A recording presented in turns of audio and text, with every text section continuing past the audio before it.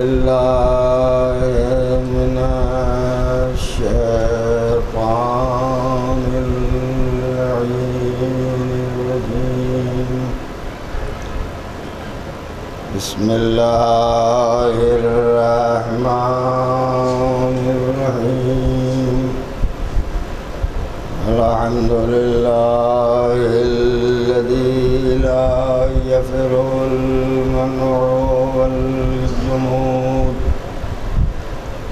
ولا يكديه العطاء والجود، إذ كل معط منتقص سواه وكل مانع مذموم ما خلاه. فطر الخلائق بقدرته ونشر الرياح برحمته واتد بالصخور ميدان أرضه. والصلاة والسلام والتحية والإكرام على سيد بريته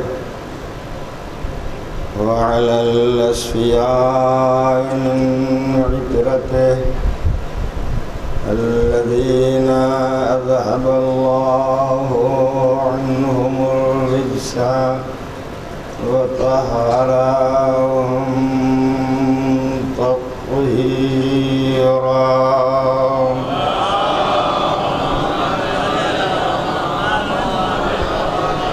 اللعنة الدائمة الباقية على قاتلهم وغاصبي حقوقهم ومنكري فضائلهم وأعدائهم إلى يوم الدين. أما بعد، فقد قال الله الحكيم في كتابه الكريم وهو أصدق القائلين وقوله الحق. بسم الله الرحمن الرحيم. إن الذين قالوا ربنا الله ثم استقاموا تتنزل عليهم الملائكة ألا تخافوا ولا تحزنوا وابشروا بالجنة التي كنتم توعدون. صلوات.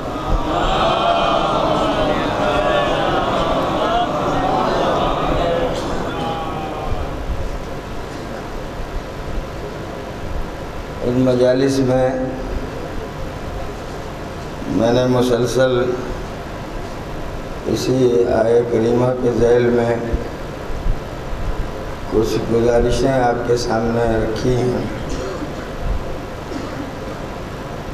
سب سے زیادہ ضرورت اس بات کی ہے اور آپ کو بھی محسوس کرنا چاہیے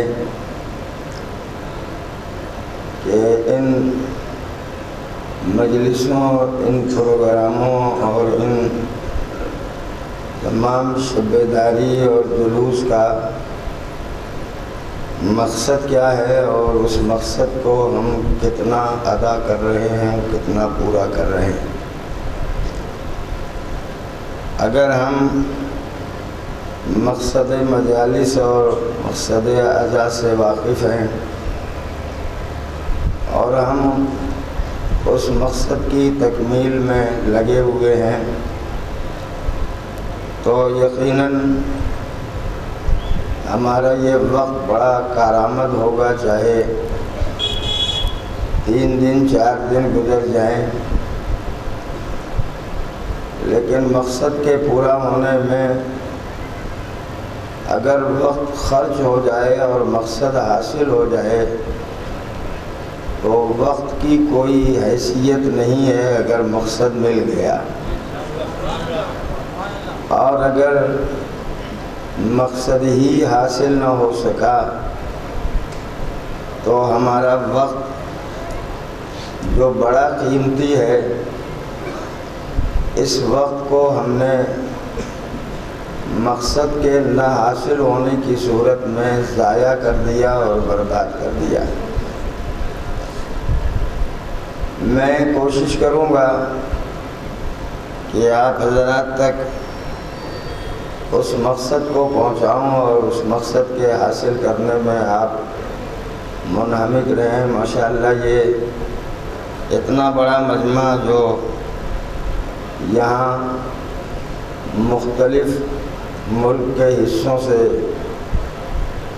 آتا ہے اور یہاں تشریف رکھتے ہیں، زیارتوں میں مصروف رہتے ہیں اور ماتم و جلوس میں شرکت کرتے ہیں، ان تمام امور کو عبادت بنانے کا ایک ہی راستہ ہے کہ اٹھتے بیٹھتے چلتے پھرتے اپنے ہر عمل میں یہ خیال رکھیے کہ ہم اللہ سے قریب ہونے کے لیے یہ عمل انجام دے رہے ہیں۔ اگر ہم اللہ سے قریب ہو گئے تو قربت کا طریقہ یہ ہے کہ کوئی ہمارا عمل مرضی خدا کے خلاف نہ ہونے پائے۔ ائمہ معصومین کی رضامندی کے برخلاف جو عمل انجام پائے گا اس کو ہم اپنی آرزو اور تمنا کہہ سکتے ہیں، عبادت شمار نہیں کر سکتے۔ عبادت کرنا انسان کا مقصد ہے اور اس عبادت میں برابر انسان مصروف رہتا ہے۔ تمہیدی طور پر میں یہ گزارش کروں، اگر آپ نے صبح کی نماز قربتاً اللہ پڑھی ہے اور اس کے بعد ظہر کے وقت تک کوئی ایسا عمل جو شریعت کے خلاف ہو انجام نہیں دیا، تو اس درمیان میں جتنا کام بھی انجام دیں گے جو جائز ہو، شریعت کے خلاف نہ ہو، اس ہر لمحے کو خدا عبادت میں شمار کرتا ہے۔ یہ بات میری نہیں ہے، احادیث معصومین کی روشنی میں سارے فقرے میں کہتا ہوں، چاہے امام کی باتیں امام کے قول کے ساتھ نقل ہوتی ہوں یا نہ ہوتی ہوں۔ چھٹے امام جعفر صادق علیہ السلام نے ارشاد فرمایا، جو نماز صبح کے مصلی سے عبادت کر کے اٹھتا ہے اس خیال میں کہ پھر ظہرین کی نماز کے لیے عبادت کے مصلی پر آئے گا اور اس درمیان میں کوئی غلط عمل، کوئی گناہ، کوئی غلطی، کوئی خراب کام انجام نہیں دیا ہے، تو جتنا وقت، جتنے گھنٹے، جتنے ساعتیں گزریں گی، ان سب کو میرا امام کہتا ہے یہ عبادت ہے۔ بچے کو اسکول لے کے گئے، خیال رہے کہ قربتاً اللہ کام کر رہے ہیں، تو یہ لے کے جانا بھی عبادت ہے۔ ایک لقمہ اٹھا کے اپنے دہن تک پہنچایا قربتاً اللہ، تو یہ لقمے کا دہن تک پہنچانا بھی عبادت ہے۔ دوسرے اور کاموں کو اپنی سروس کے لیے گئے، نوکری کے لیے گئے، تجارت کرنا شروع کیا، مگر خیال رہے کہ کوئی عمل مرضی خدا کے خلاف نہ ہونے پائے، تو ہر عمل عبادت بنتا جائے گا۔ اللہ نے کیا کہا تھا؟ پیدا ہی کیا ہے عبادت کے لیے۔ میں مثال دیتا ہوں، آپ محسوس کر سکیں گے۔ گھڑی کاہے کے لیے بنتی ہے؟ اس لیے تاکہ ٹائم معلوم ہو، وقت معلوم ہو۔ گھڑی تبھی تک کارآمد رہتی ہے جب تک صحیح وقت دیتی ہے، اور جب صحیح وقت دینا گھڑی بند کر دے تو نہ یہ کلائی پہ باندھی جاتی ہے، نہ جیب میں رکھی جاتی ہے، نہ اپنے ساتھ رکھی جاتی ہے، اس لیے کہ اس نے صحیح ٹائم دینا بند کر دیا۔ تو وہ گھڑی جو صحیح وقت نہ دے سکے اس گھڑی کو کوڑے میں ڈال دیا جاتا ہے، کہا یہ بیکار ہے، یہ اپنے مقصد کو پورا نہیں کرتی۔ بھائی انسان اگر مقصد عبادت نہیں پورا کر رہا ہے تو اس کا مطلب یہ ہے کہ یہ سماج کا کوڑا ہے، یہ سماج کا صاحب ایمان نہیں ہے۔ اور کوڑا گھر میں نہیں رکھا جاتا، کوڑا باہر ڈال دیا جاتا ہے۔ ائمہ طاہرین نے فرمایا اپنی زندگی کو کوڑے دان میں ڈالنے کے پہلے جنت کا بہترین مددگار بنائیے، تاکہ پہنچیے تو آرام سے آپ کی زندگی بسر ہونے پائے۔ امام فرماتے ہیں ظہرین کی نماز پڑھنے کے بعد اٹھا اس خیال سے کہ مغربین کی نماز پڑھے گا، اس درمیان میں کوئی نیک عمل، کوئی خراب عمل نہیں کیا ہے تو یہ وقت بھی عبادت میں شمار ہوگا۔ مغربین کی نماز پڑھ کے سو گیا، یہ سو جانا بھی عبادت سمجھا جائے گا اگر اس میں کوئی خراب عمل انجام نہیں دیا ہے، تو یہ سونا بھی عبادت ہے۔ اب بات آ گئی ہے تو کہہ دیتا ہوں، اگر ہم گناہگار بندوں کا سو جانا عبادت بن جاتا ہے، نہیں آپ متوجہ ہیں، میں صرف اس گوشے کی طرف اشارہ کرتا ہوں، ہم گناہگار ہیں، خطا کار ہیں، غلطیاں ہوتی ہیں، اگر ہمارے سو جانے کو معصوم عبادت سے شمار کرتے ہیں تو مومن کا سونا اگر عبادت ہو جاتا ہے تو امیر المومنین اگر سو رہا ہوگا،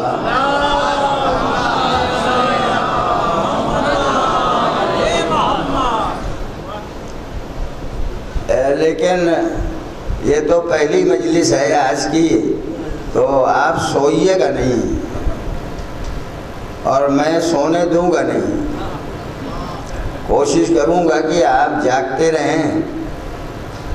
لیکن کیا کروں، اردو زبان والوں نے ایک عجب بات کہی ہے، وہ کہتے ہیں جو سویا وہ کھویا، جو جاگا اس نے پایا۔ ان کی اسٹڈی بہت کم تھی، ان کا مطالعہ بہت کم تھا، انہوں نے تاریخ کو پہچانا ہی نہیں، حالات کا جائزہ ہی نہیں لیا۔ کل کی تاریخ میں جو سو رہا تھا وہی پا رہا تھا، جو جاگ رہا تھا اسے کچھ نہیں مل رہا تھا۔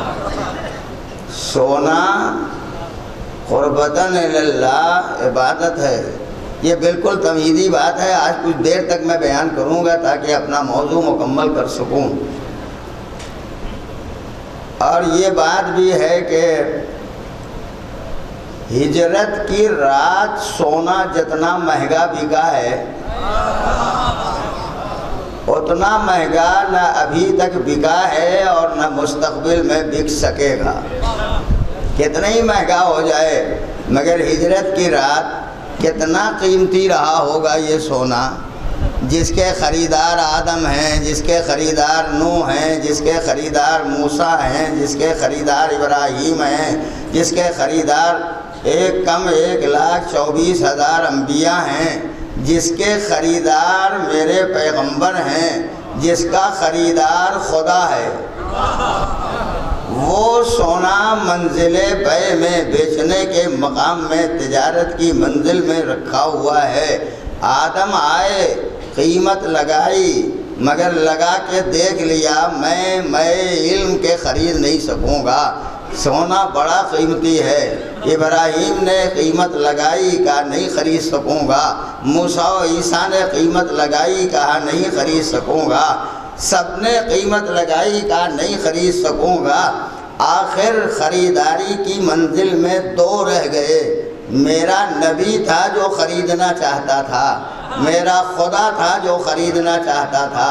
جب یہ دونوں خریدار تھے، حبیب کہہ رہا تھا میں خرید لوں، محبوب کہہ رہا تھا میں خرید لوں، ادھر سے قدرت نے آواز دی میرے حبیب مجھے خرید لینے دو، مجھے خرید لینے دو، ہجرت کی رات مجھے ضرورت ہے، لہذا مجھے خرید لینے دو، جب تمہیں ضرورت ہوگی تم استعمال کر لینا، ہجرت کی رات مجھے ضرورت ہے تو اسے نفس اللہ بن جانے دو، مباہلے میں تمہیں ضرورت پڑے گی تو نفس محمد بن جائے گا۔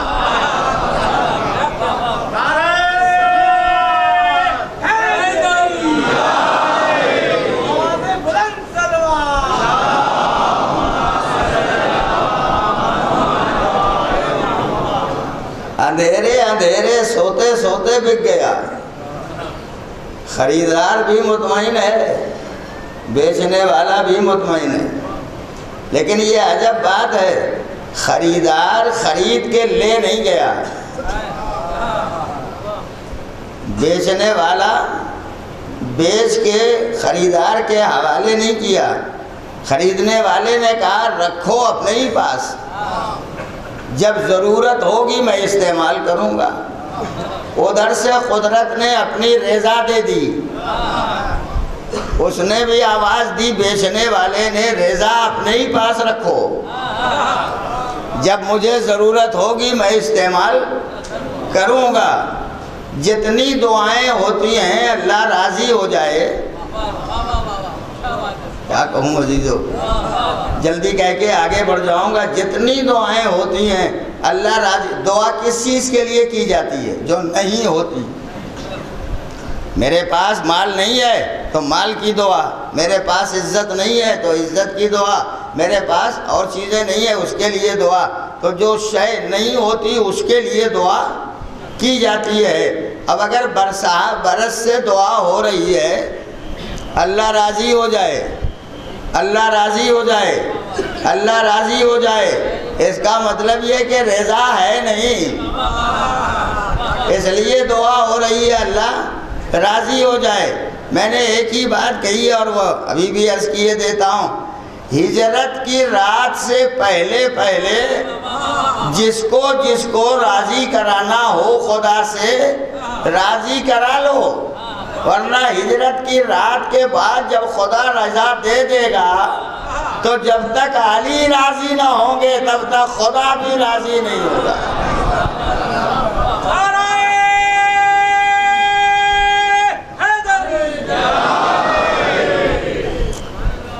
ایک منزل، یہ تو میں نے اس لیے آپ کے خدمت میں عرض کیا کہ آپ متوجہ رہیں اور بات سنتے رہیں۔ میں نے کہا تھا کہ مجالس کا مقصد آدمی کے ذہن میں رہنا چاہیے تاکہ اس مقصد کو حاصل کرنے کی مکمل کوشش کرے۔ آپ یہاں آج تیسرا دن ہے، کچھ لوگ چوتھے دن میں بھی داخل ہو گئے ہوں گے، پہلے سے آئے۔ جب آپ اپنے خیمے سے چلیں جہاں قیام ہے آپ کا، تو اس وقت اپنے حالات کا جائزہ لے لیجئے گا،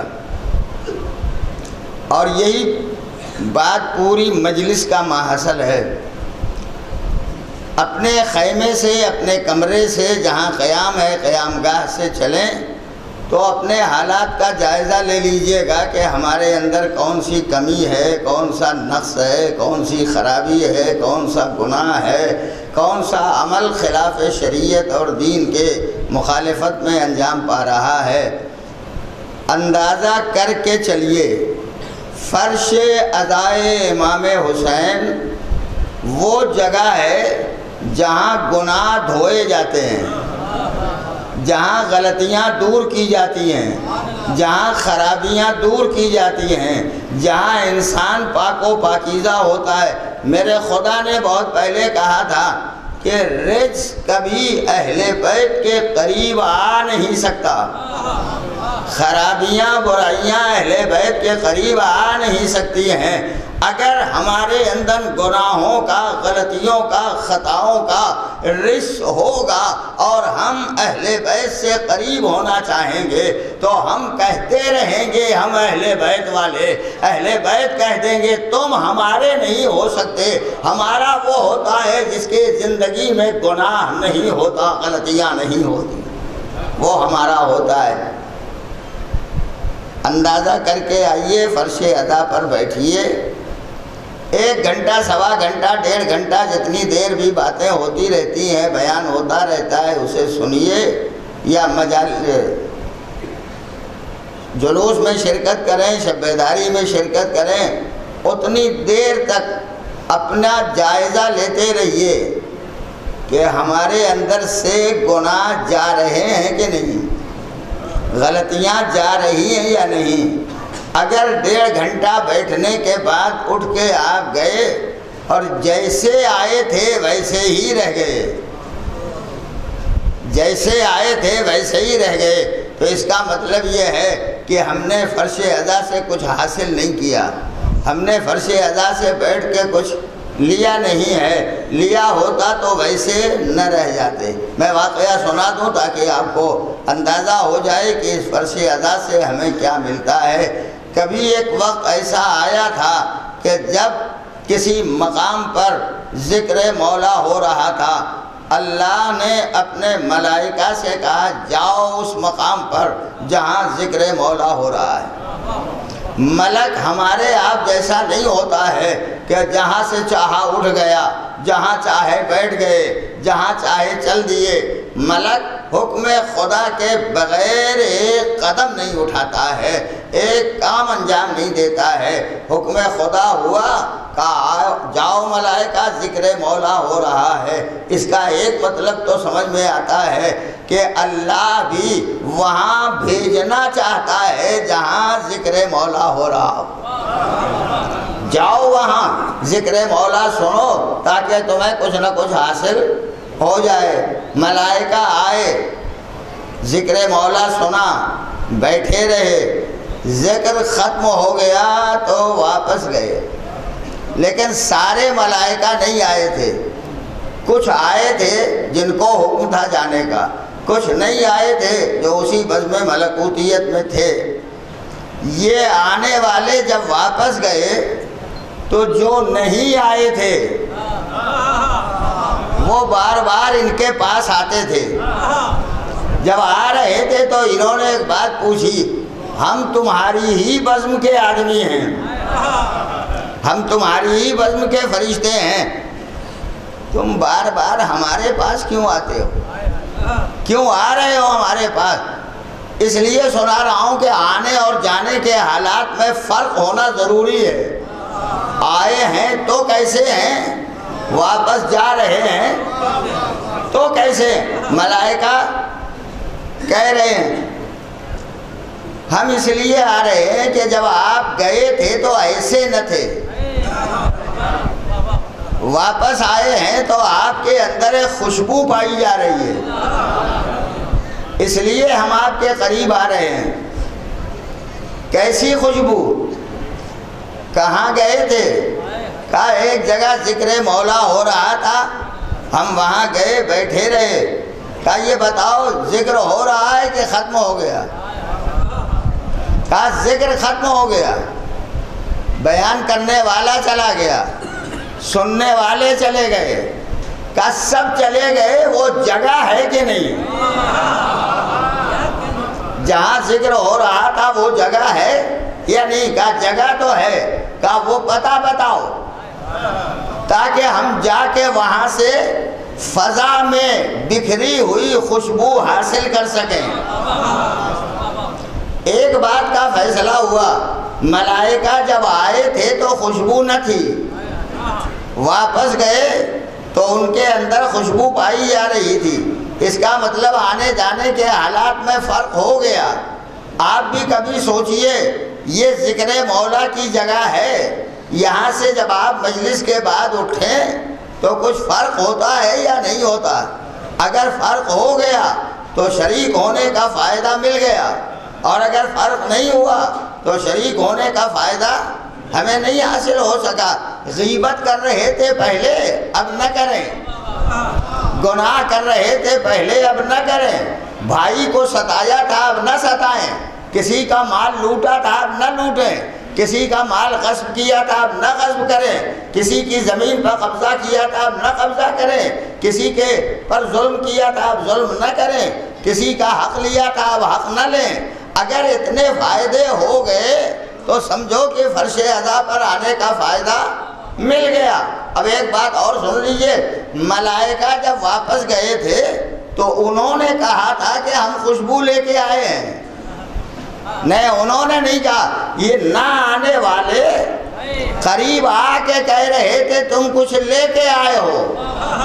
اس کا مطلب فرش ادا سے جب آپ اٹھیں، جلوس میں شرکت کریں، علم اٹھائیں، تعزیے اٹھائیں، شرکت کر کے جب واپس جائیں تو آپ کو نہ کہنا پڑے ہم علی والے، آپ کو نہ کہنا پڑے ہم حسین والے، آپ کو نہ کہنا پڑے ہم عزاداری والے، آپ کے کردار میں وہ خوشبو پائی جاتی ہو کہ جس راستے سے گزرے غیر کہہ دے یہ علی والا جا رہا ہے، یہ حسین والا جا رہا ہے، یہ مولا والا جا رہا ہے۔ صرف کالا لباس پہچان نہ بنے، کردار کی خوشبو ذریعہ بن جائے ہماری پہچان کا۔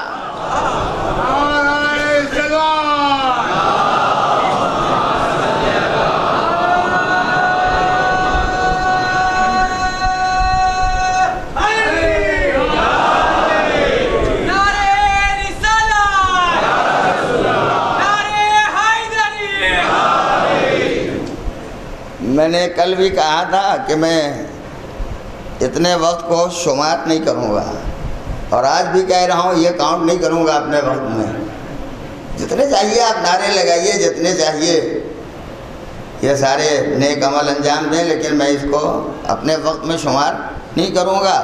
بیان جو مجھے کرنا ہے وہ آپ کی خدمت میں عرض کرتا رہوں گا۔ ایک بات میں نے کہی کہ آنے جانے کے حالات میں فرق ہونا چاہیے۔ گھر سے جب آپ چلے ہوں تب کے حالات کا بھی پتہ لگائیے، جب یہاں سے 4 دن کے بعد واپس جائیں تب بھی حالات کا اندازہ لگائیے کہ ہم میں کوئی تبدیلی پیدا ہوئی یا نہیں ہوئی۔ میرے اور آپ کے مولا حضرت امام حسین علیہ السلام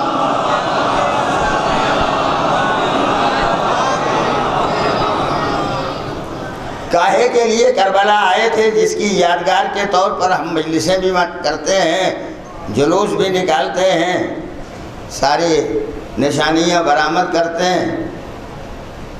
اپنے بھائی محمد حنفیہ کو جو وصیت کے طور پر لکھا تھا، اس میں ابتدا میں امام نے 6 جملے لکھے تھے۔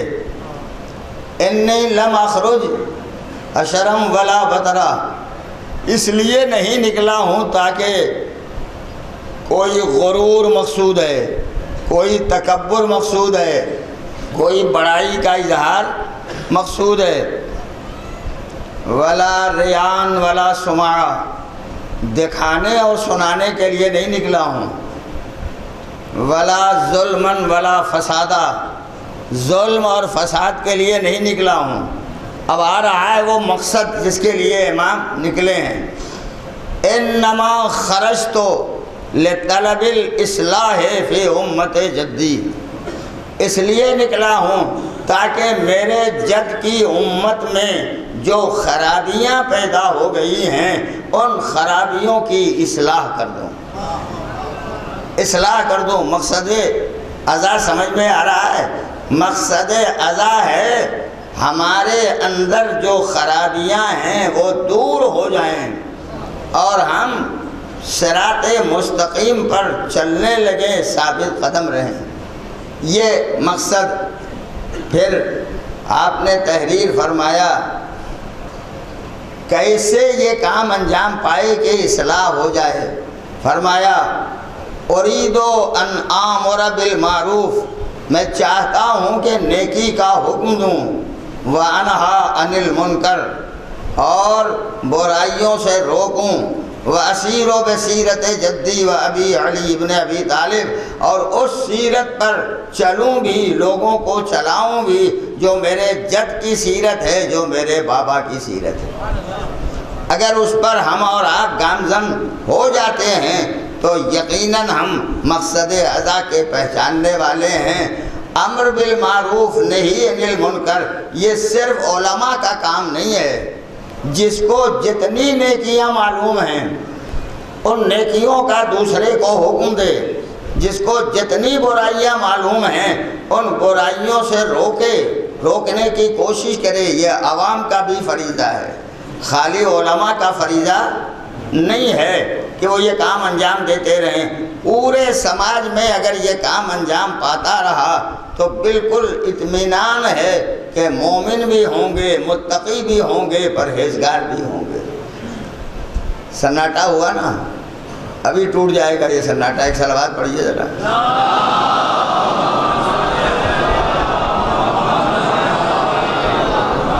لیکن جتنی باتیں میں پڑھتا ہوں پورے کانفیڈنس کے ساتھ پڑھتا ہوں اور مجھے اطمینان رہتا ہے کہ بات اگر مولا کی ہے تو کوئی سننے والا بے توجہ نہیں ہو سکتا، رہے گا تو بھرپور توجہ رکھے گا۔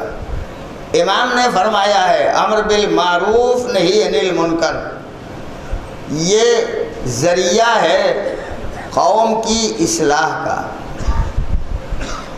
امر بالمعروف اور نہی عن المنکر یہی سب سے زیادہ دشوار گزار کام ہے۔ کبھی کبھی بات آ گئی ہے تو گئے، علماء بھی کبھی کبھی اس سے اس لیے غافل ہو جاتے ہیں کہ جس کو روکنا ہے وہ جماعت کا پریزیڈنٹ ہے۔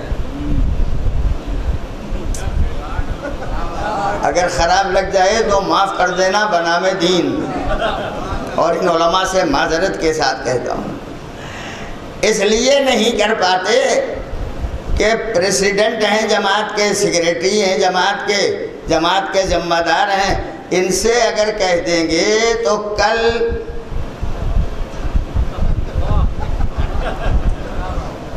صبح ہونے سے پہلے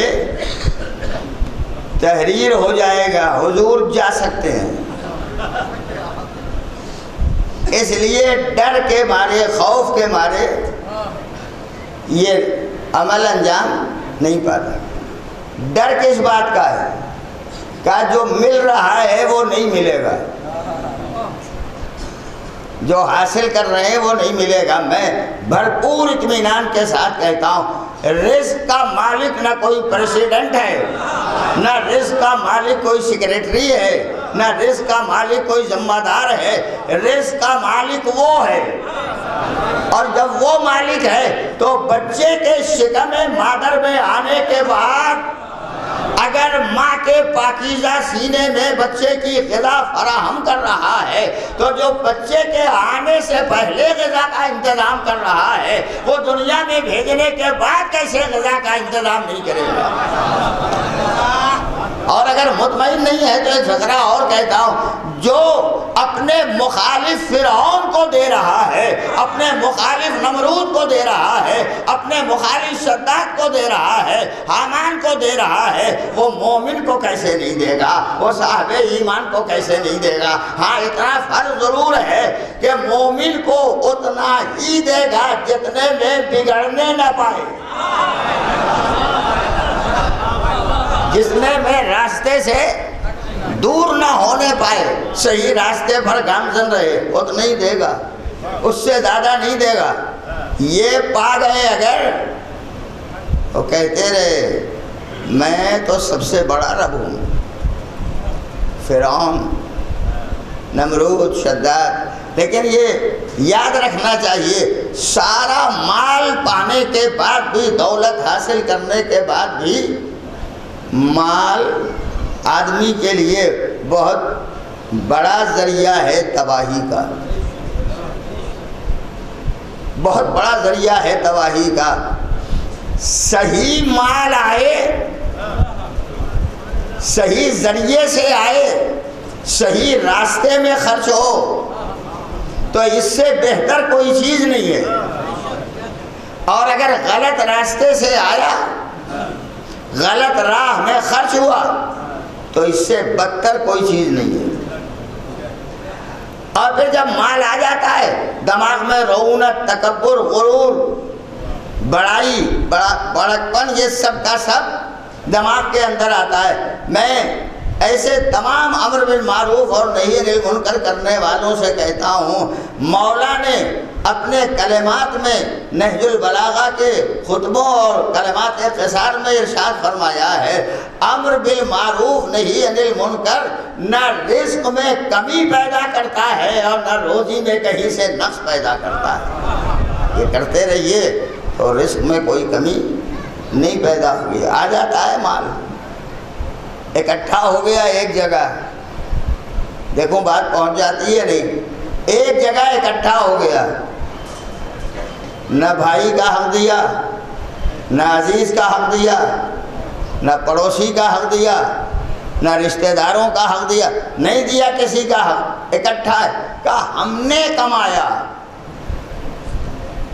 واقعہ یاد رکھیے، جناب موسیٰ علیہ السلام ان کے زمانے کا سب سے بڑا مالدار کون تھا؟ بولیے جلدی سے، ارے زور سے کہیے، آپ تھوڑی ہو جائیں گے ویسے۔ جناب موسیٰ کے زمانے کا سب سے بڑا مالدار قارون۔ مال غلط آ جائے تو اس زمانے کا آدمی بھی قارون بن جاتا ہے۔ جمع کیا ہے مال۔ جناب موسیٰ مسلسل تبلیغ کر رہے تھے، اس تبلیغ میں موسیٰ نے کہا کہ اپنے اپنے مال سے زکوٰۃ نکالو، زکوٰۃ نکالو۔ نکالا لوگوں نے، قارون سے بھی کہا زکوٰۃ نکالو۔ میں نے کمایا ہے، اب آپ کہہ رہے ہیں اتنا نکال دو، یہ ممکن نہیں ہے۔ جناب موسیٰ کہتے کہتے گھٹاتے چلے گئے۔ کتنا تھا قارون کے پاس مال؟ آج تک تاریخ لکھ نہیں سکی کہ مال کتنا تھا۔ اتنا ہی لکھا جاتا ہے کہ 40 اونٹوں پر خزانے کی چابیاں لادی جاتی تھیں۔ اس قارون سے موسیٰ نے کہا زکوٰۃ نکالو، گھٹایا، 1 درہم نکال دو، 1 درہم نکال کا ممکن نہیں ہے، 1 درہم نہیں نکالوں گا، گھٹ جائے گا۔ اور جب مسلسل کہتے رہے، قارون نے نہیں نکالا۔ یہ سماج کا نقشہ ہے عزیزو، دیکھنا، اگر کوئی عالم دین مسلسل کسی مالدار سے کہتا رہے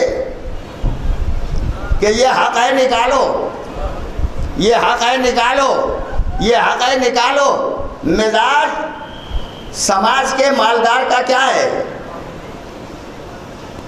مولوی صاحب اب بس کرو،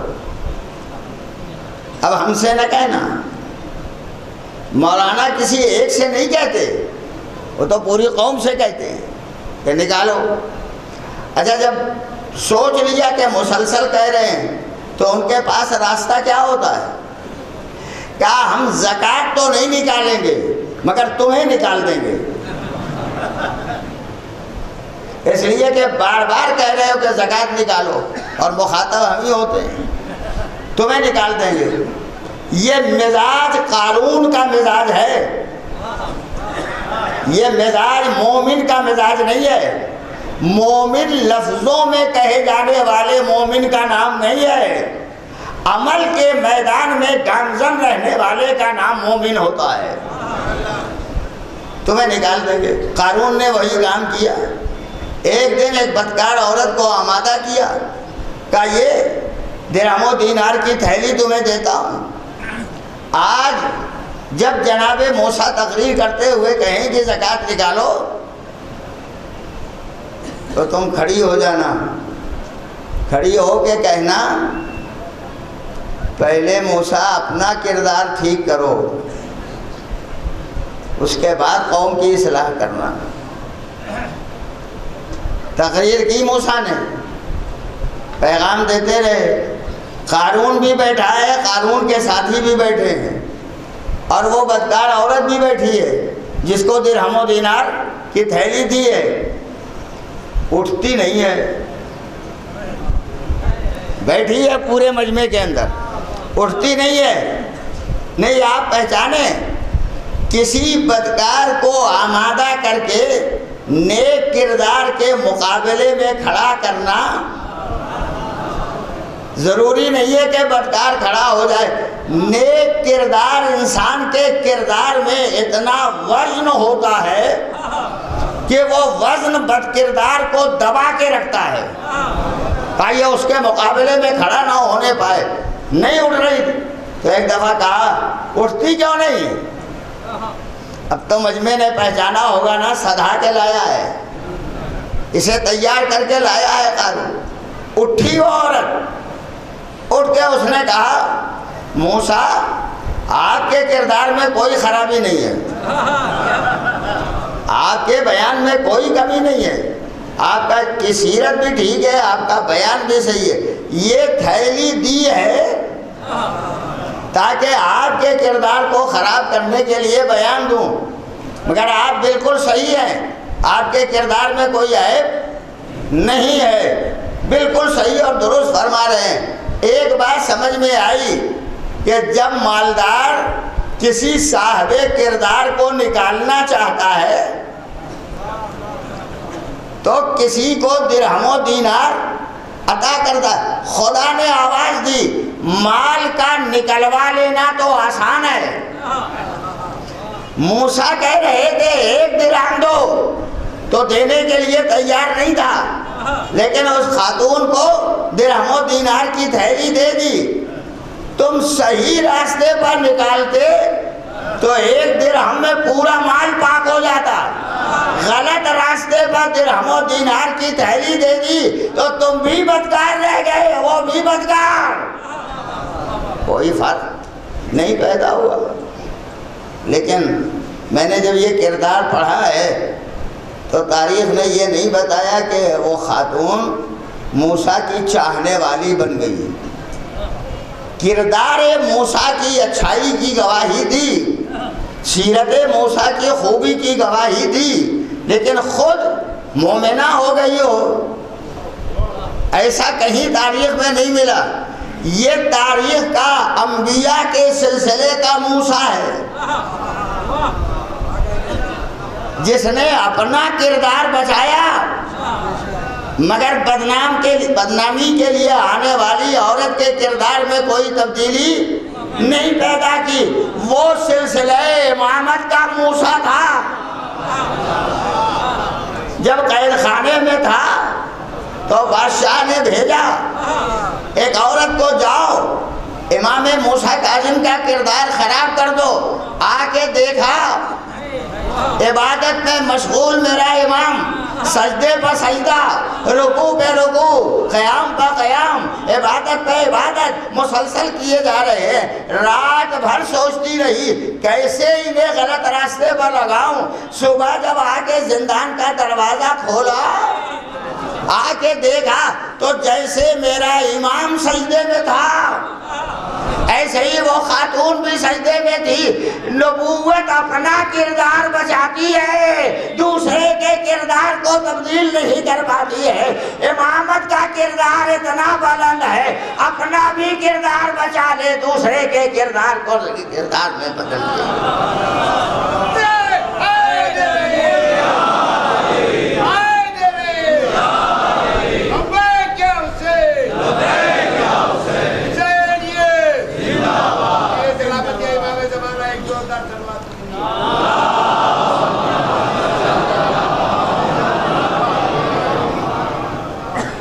بنا میں حسینیت تو اتنا زور رہتا ہے، بنا میں صلوات آواز کمزور پڑ جاتی ہے۔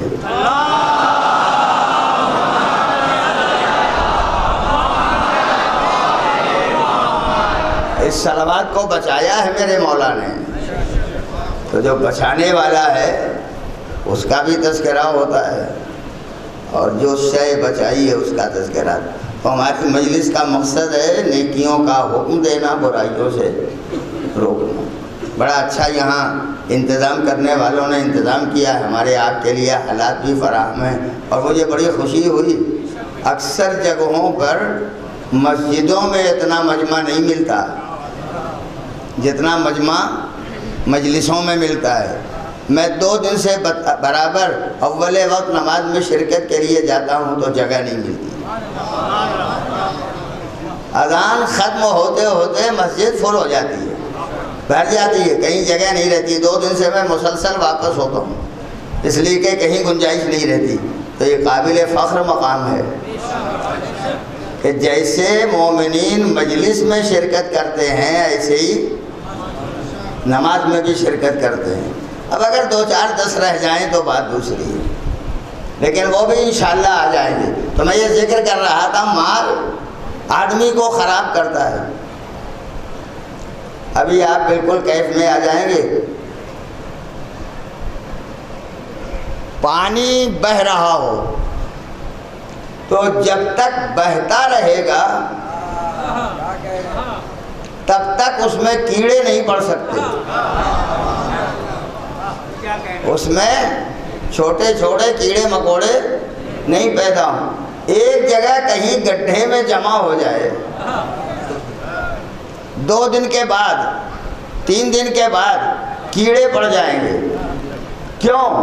اس لیے کہ اب یہ پانی بہہ نہیں رہا، رک گیا. اگر رک گیا تو کیڑے پڑ جائیں گے. مال سماج کی رگوں میں دوڑنے والے پانی کا نام ہے مال. اگر یہ سماج کی رگوں میں دوڑتا رہا تو کبھی اس کے اندر کیڑے نہیں پیدا ہوں گے. اور اگر کسی ایک مقام پر رک گیا، تکبر کیڑے کا نام ہے، غرور کیڑے کا نام ہے، اپنی بڑائی کا اظہار کیڑے کا نام ہے، اپنی بلندی کا اظہار کیڑے کا نام ہے. جہاں کہیں مال رکا تکبر غرور ساری چیزیں پیدا ہو گئی. نہ بھائی کا خیال، نہ عزیز کا خیال، نہ رشتہ داروں کا خیال. یہ خیال نہ کرنا کس بنا پر ہے؟ اسی مال کی بنا پر. اگر کیڑے پیدا ہو جائیں تو اتنا پانی ڈالو کہ بہہ جائے. اگر مال کسی جگہ جمع ہو گیا ہو تو ایسے حالات پیدا کرو کہ مال نکل کے دوسروں تک چلا جائے. جب اگر دوسروں تک جائے گا، راؤنڈ کرے مال، سرکولیٹ ہوتا رہے مال، عزیزوں کو، رشتہ داروں کو، حقوق رکھنے والوں کو ملتا رہے تو یہ مال کبھی خرابی نہیں پیدا کرے گا. یہ مال پاک و پاکیزہ ہوگا. پہلے دن میں نے کہا تھا اتنا پاکیزہ بناؤ مال کہ اگر خدیجہ لا کے ڈھیر کر دے نبی کے سامنے تو قدرت یہ کہہ دے اس کا مال نہیں ہے، میرا مال ہے.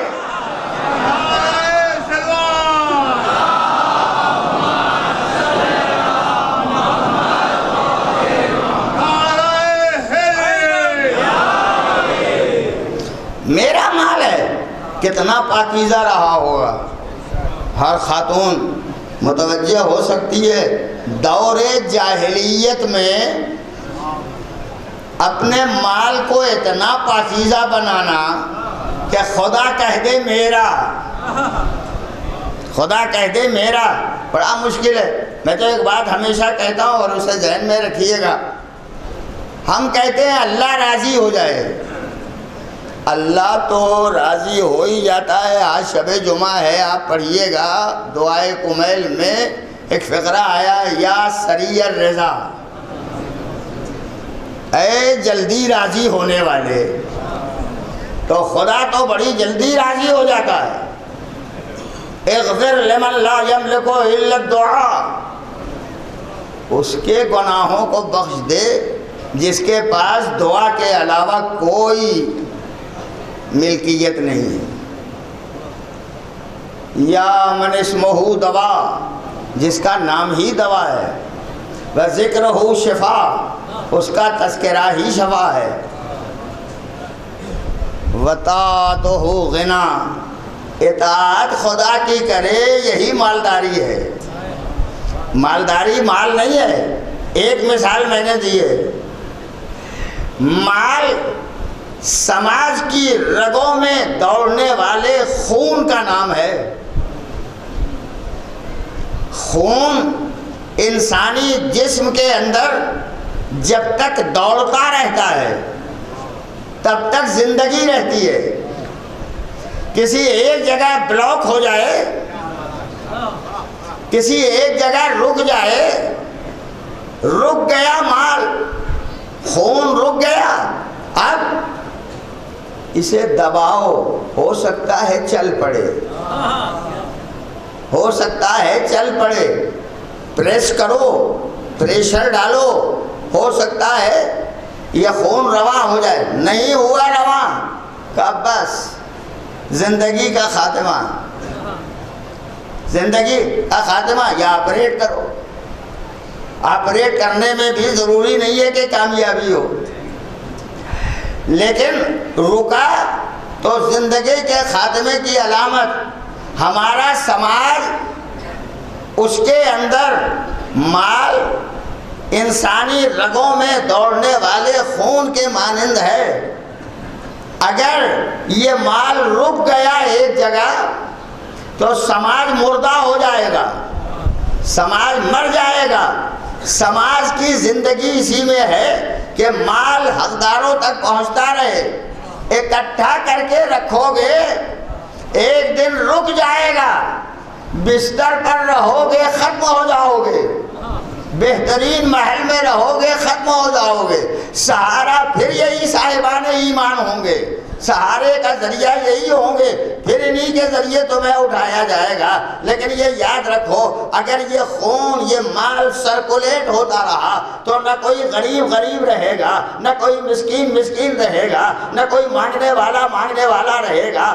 میرے اسلام نے اتنا بہترین نظام بنایا ہے کہ کوئی غریب رہ نہیں سکتا ہے اگر حق ادا ہوتا چلا جائے، اگر حقوق کو دنیا تک پہنچایا جاتا رہے. نہ بھائی کا دست نگر رہے گا، نہ محتاج کوئی محتاج رہے گا، نہ کوئی فقیر رہے گا، کوئی سوال کرنے والا نہیں رہے گا، بلکہ دینے والا ڈھونڈتا پھرے گا کسے دے دوں، اور لینے والا کہے گا مجھے ضرورت نہیں ہے، اس لیے کہ اللہ نے مجھے دے دیا تو مجھے ضرورت نہیں ہے. پھر یہ بھی بات ہے، اگر نکال بھی دیتے ہیں تو تلاش میں رہتے. کوئی مولوی صاحب آئیں کہیں بھائی خمس نکالا ہے ہم کو دے دو، خمس نکال کے اس کا انتظار کرنا کہ کوئی آئے ہمیں دے، ہم سے مانگے، غلط. جیسے نکالنا واجب ہے ایسے ہی پہنچانا واجب ہے. آپ تلاش کیجئے مستحق کون ہے، کون ہے اس کا حقدار، آپ ڈھونڈیے. یہ کیوں سوچتے ہیں کوئی آئے ہمارے سامنے ہاتھ پھیلائے تو دے دیں؟ نہیں، اس کا کام ہاتھ پھیلانا نہیں ہے. وہ ہاتھ اگر پھیلائے گا آپ کے سامنے کیوں پھیلائے گا؟ پھیلائے گا تو اس کے سامنے جو آپ کو دے رہا ہے، جو آپ کو عطا کر رہا ہے. اتنی باتیں میں نے پہنچائی ہیں. اب ایک بات اور ذہن میں رکھیے، میرا نوجوان کبھی کبھی کہتا ہے کہ ہم خدا کی بارگاہ میں مانگ رہے ہیں، مل نہیں رہا ہے. نمازیں پڑھ کے مانگا نہیں ملا، روزے رکھ کے مانگا نہیں ملا، اعمال خیر کر کے مانگا نہیں ملا، صدقات و خیرات دے کے مانگا نہیں ملا. اس کے برخلاف کافر نے مانگا فوراً مل گیا. دیکھیں دینے والا تو خدا ہی ہے، اس کے علاوہ کوئی عطا کرنے والا نہیں ہے. کافر نے مانگا مل گیا، بے دین نے مانگا مل گیا. ابھی جو بات میں کہوں گا اس کے بعد آپ یقین کریں گے کہ مانگنے سے آدمی کو تھکنا نہیں چاہیے. خدا کی بارگاہ مانگتا رہے. نوجوان سوچتا ہے دعائیں کر کر کے مانگا نہیں ملا. سن لو گے عزیزو، ایک فقرہ ذہن میں رکھیے، مومن بھی مانگ رہا ہے، کافر بھی مانگ رہا ہے. کافر کو دیکھا دولت مانگی مل گئی، مال مانگا مل گیا، اقتدار مانگا مل گیا، عزت مانگی ظاہری مل گئی. ہم مانگے جا رہے ہیں صدقہ، خیرات، زکوٰۃ، نماز، روزہ، سب کچھ کرنے کے بعد، مگر خدا دے نہیں رہا ہے، مل نہیں رہا ہے. جوانوں کبھی غافل نہ ہونا، دے گا خدا دے گا. مگر ابھی جو بات کہتا ہوں سن لو. آپ نے محلے میں فقیروں کو دیکھا ہے نا؟ فقیروں کو دیکھا ہے، مانگنے والوں کو. بہت سی قسمیں ہیں فقیروں کی، اور میں 2 قسمیں سنا دیتا ہوں. ایک فقیر وہ ہوتا ہے جو کچھ قصیدے، کچھ نعت شریف، کچھ نظمیں یاد کیے رہتا ہے، اور یہ ہوتا ہے بڑا ہوشیار. جیسا محلہ ہوتا ہے ویسی نظمیں پڑھتا ہے. کیا اس محلے میں یہ والے رہتے ہیں، لہذا ان کی والی نظم سنا دو. اس محلے میں یہ والے رہتے ہیں، لہذا ان کی نظمیں سنا دو. مگر اس نظم پڑھنے والے بھی 2 طرح کے. ایک کی آواز بڑی اچھی ہوتی ہے، دوسرے کی آواز بڑی خراب ہوتی ہے. جب خراب آواز والا کسی دروازے پہ جا کے نظم کا ایک مصرع پڑھتا ہے، یا نعت کا ایک مصرع پڑھتا ہے، یا قصیدے کا ایک مصرع، دروازہ کھولتا ہے، یہ لو چلے جاؤ، ملا چلا گیا. اچھی آواز والا، دیکھو عزیزو کبھی نہ تھکنا خدا کی بارگاہ میں مانگنے سے. اچھی آواز والا دروازہ کھولا، کھولنے کے ساتھ ہی مالک نے یا مالکن نے کہا بھائی ابھی ایک ہی مصرع تو پڑھا ہے، دوسرا بھی پڑھ دو. ایک ہی شعر تو پڑھا ہے، دوسرا شعر پڑھ دو، تیسرا شعر پڑھ دو، پورا قصیدہ سنا دو. پورا قصیدہ سنایا. کون؟ جس کی آواز اچھی لگ رہی، پوری توجہ رہے عزیزو، جس کی آواز اچھی لگ رہی تھی پورا قصیدہ سنایا. سننے والا سنتا رہا. جس کی آواز خراب لگ رہی تھی پورا مصرع بھی نہیں سنا. مجھے بتاؤ ملا تو دونوں کو، کس کو جلدی ملا، کس کو دیر میں ملا؟ جس کی آواز خراب لگ رہی تھی اسے فوراً مل گیا. جس کی آواز اچھی لگ رہی تھی اسے دیر تک روکا. بھائی یہی مسئلہ ہے عزیزو. فرعون نے مانگا کہ ہمیں اتنی خراب آواز، یہ لو جاؤ. شداد نے مانگا یہ لو جاؤ. فرعون حامان نے مانگا یہ لو جاؤ.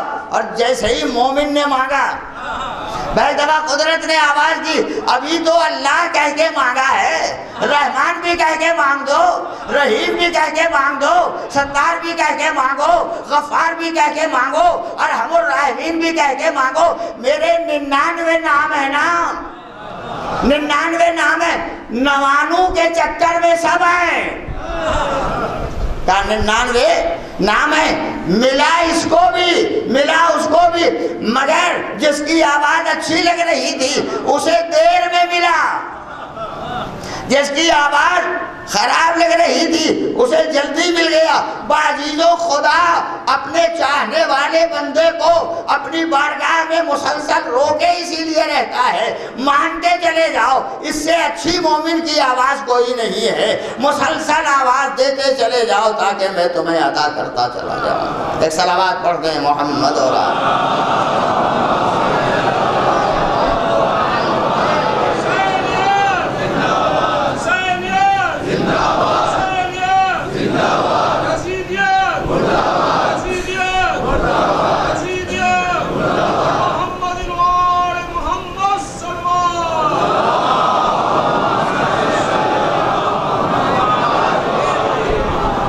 فضیلت کے 2-3 گوشے سن لیجئے تاکہ گفتگو کو آخر تک پہنچا دیں. کبھی کبھی مقاصدے ہوتے ہیں، قصیدے کی محفلیں ہوتی ہیں، قصیدے خان قصیدے پڑھتے ہیں شعراء کرام. شاعروں کی بھی الگ الگ قسمیں ہیں. اگر ناراض ہو جائیں گے تو مجھے معاف کر دیں گے.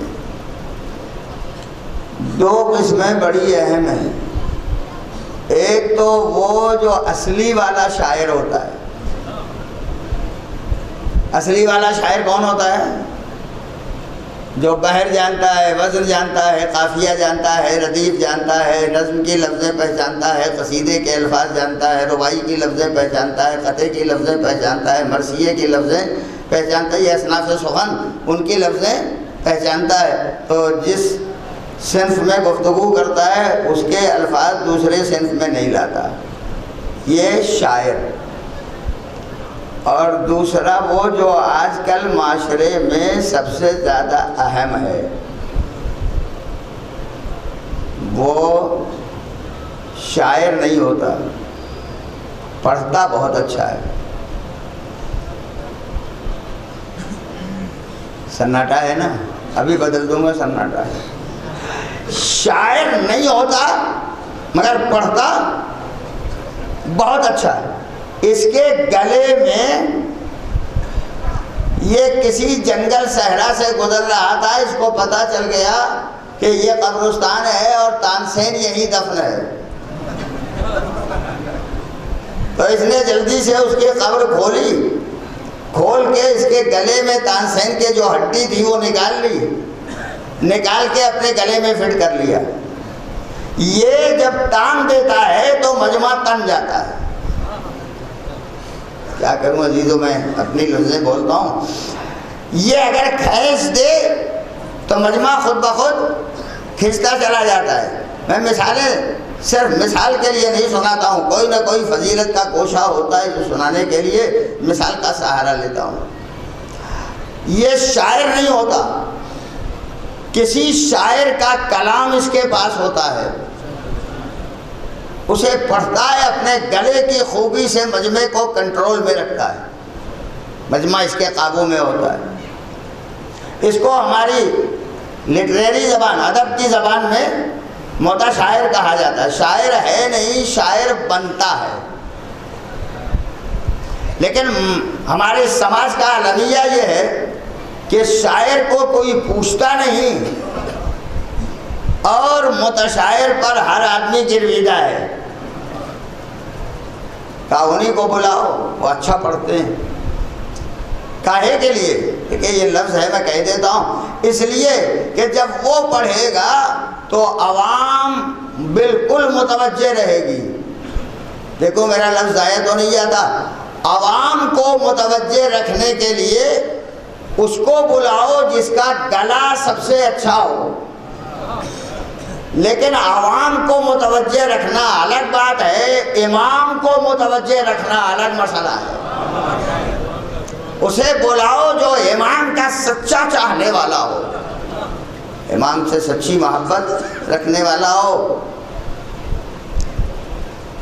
المیہ پوسٹر چھپے گا، متشاعر کا نام سب سے اوپر، شاعر اگر کوئی ہے تو سب سے نیچے۔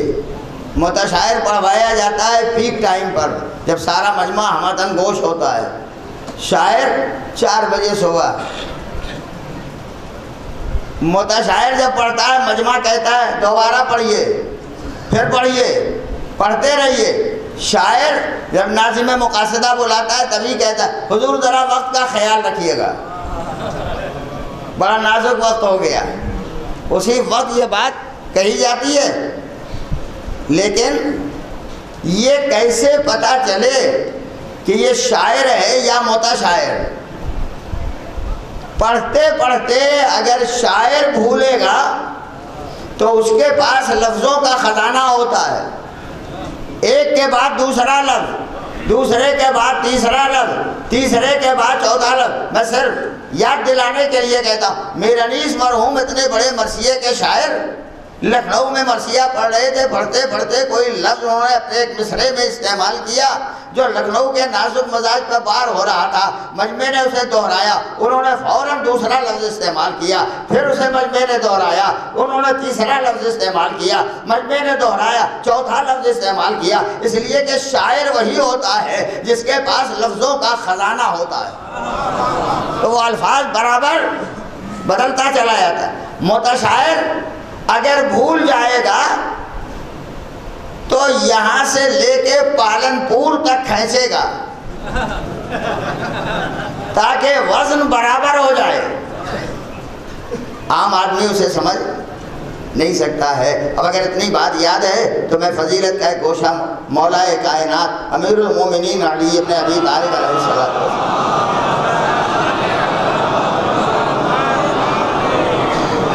میں ایک دفعہ اور ذرا مل کے صلوات پڑھ دیں محمد اور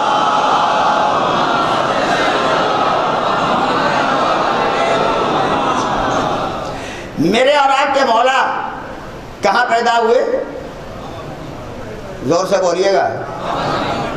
خانہ کعبہ۔ کس تاریخ میں؟ ہاں، اب اس کے بعد دیکھوں گا کتنا یاد ہے۔ کس سن میں؟ سناٹا ہوا نا۔ برسہ برس سے مجلس کا سننے والا، یہ مولا کا چاہنے والا، بہت کم یاد ہے کہ کس سن میں پیدا ہوئے۔ یہ تو 13 رجب کی محفلوں کا توفیل ہے کہ تاریخ یاد ہے۔ بہرحال کہاں پیدا ہوئے؟ خانہ کعبہ میں۔ ولادت باسعادت کے حالات نہیں پڑھوں گا۔ ماں خانہ کعبہ کے پاس آئیں، اپنا شکم خانہ کعبہ کے دیوار سے مس کر کے دعا کی، پالنے والے تیرے انبیاء پر، تیرے رسولوں پر، تیرے صحیفوں پر، تیری کتابوں پر ایمان لائی، تجھے واسطہ ہے ان انبیاء اور صحیفوں کا،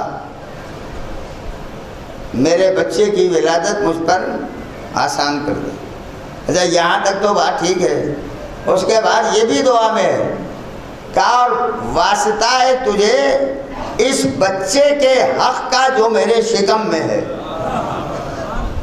حق تب پیدا ہوتا ہے جب کوئی خدمت کر لے۔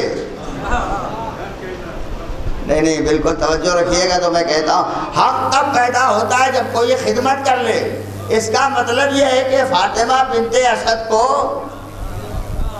علی کی خدمتوں کا بھی پتہ ہے، ورنہ یہ کیوں کہتی کہ اس بچے کے حق کا واسطہ؟ حق کا واسطہ تب دیا جاتا ہے جب خدمتیں معلوم ہوں۔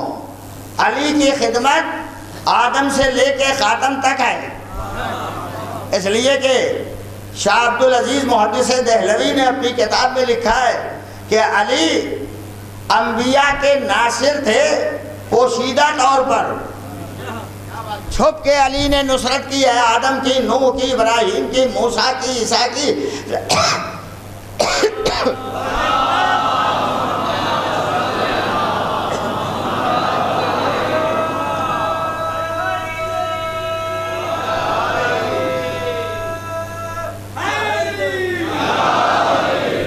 رک جاؤ ابھی تو نعرہ لگا لو گے، کوئی بات نہیں۔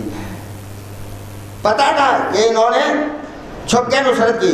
دہلوی صاحب نے لکھا ہے کہ پوشیدہ طور پر سارے انبیاء کی نصرت اور مدد کی، یعنی مشکل کشا انبیاء کے بھی تھے، اور ظاہر بظاہر مشکل کشا ہیں پیغمبر اکرم کے۔ تو ساری خدمتوں کا اندازہ تھا، تو کہا کہ اس بچے کے حق کا واسطہ جو میرے شکم میں ہے، اس بچے کی ولادت آسان کر دے۔ اب یہاں ذرا سا شاعر لوگوں کا دھوکہ ہے، وہ میں سنا دیتا ہوں جو تاریخ نے بھی لکھا ہے۔ عام طور پر شاعر یہی اپنے شعر میں نظم کرتا ہے کہ یہ دعا کی تو کعبے کی دیوار، جلدی بولیے، ایک دو آوازیں آئی ہیں، کعبے کی دیوار شق ہوئی۔ ہاں، یہی دھوکہ ہے۔ شق ہونا کہتے ہیں انگریزی میں کریک ہونے کو۔ دیوار جب کریک ہوتی ہے تو آدمی ڈرتا ہے کہیں گر نہ جائے۔ اللہ رے ایمان کی دھنی خاتون، کعبے کی دیوار جس کو مورخ کہتا ہے شق ہوئی، فاطمہ بنت اسد میں کوئی خوف نہیں پیدا ہوا، کوئی ڈر نہیں پیدا ہوا، اس لیے کہ جو ایمان کا سچا چاہنے والا ہوتا ہے اس کے یہاں نہ خوف پیدا ہوتا ہے نہ کہیں سے حزن و ملال پیدا ہوتا ہے۔ شق نہیں ہوئی ہے دیوار، دیوار میں ڈر بنا۔ دہراؤں لفظیں، دیوار میں ڈر بنا تاکہ حیدر آئے۔ ڈر بنتا ہے تو ادھر کی دیوار